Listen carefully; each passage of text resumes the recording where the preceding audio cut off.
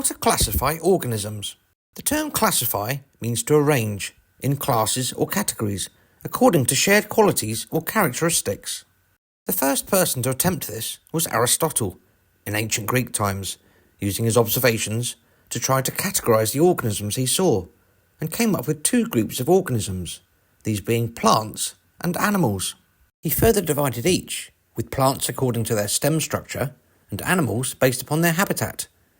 His categories were very crude, but advanced for his time.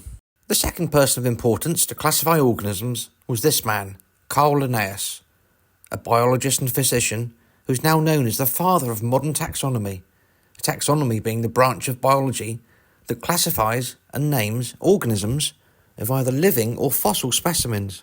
When Linnaeus was a baby, his father used to surround his cot with flowers, and when a young child, put his cot in the garden, giving him flowers to hold, so making him happy. When aged 4, his father told him the names of flowers, which he loved, but being young, he soon forgot them, so his father insisted he learn them all and not forget their names. In 1728, Linnaeus started at university, studying to become a doctor, where he learnt about the natural world and the animals, plants and minerals that were used in medicines. This culminating in Linnaeus writing a thesis on how to classify plants by looking at their sexual parts and how they reproduced. Impressing his teachers so much, he was asked to lecture at the university. In 1732, he explored Lapland, travelling over 2,000 kilometres and discovering over 100 species of plant, also studying the mosses, birds and rocks too.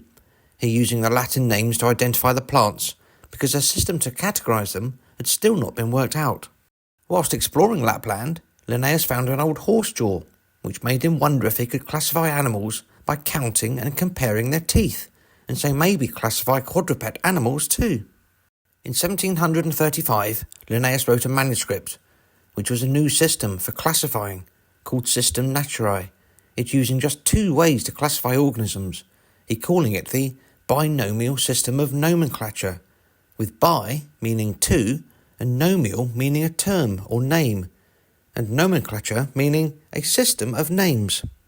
So that a binomial system of nomenclature simply means a system for naming species where each species is given a two-part scientific name, the two parts being either in Latin or a Latinized form, these being genus, or organisms with common characteristics, and species, being related individuals that are able to produce fertile offspring. In 1753, Linnaeus publishes Species Plantarum, this important book, the first, that listed every species of known plant, classifying the plants into genera, and was the first work to consistently apply binomial names, and was a starting point for the naming of plants in a scientific way. In 1758, Linnaeus's book System Naturae had its 10th edition published, this including zoological nomenclature too, this book the equivalent of his Species Plantarum book.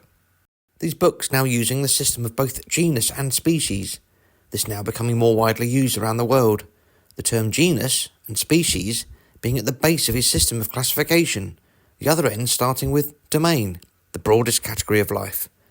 And below this we then have kingdom, phylum, class, order, family, genus and species. Let's look at an example of a use of the system with Animalia, Chordata, Mammalia, Primates, Hominidae, Homo, Sapiens. But what is this organism? Animalia, Chordata, Mammalia, Primates, Hominidae, Homo, Sapiens is us, humans. Wow! But why is this system so important? If we read these locally derived names, cheesebug, doodlebug, slater, chittypig, roly-poly, pillbug, sowbug and monkey pea, we have no idea what organism everyone is talking about.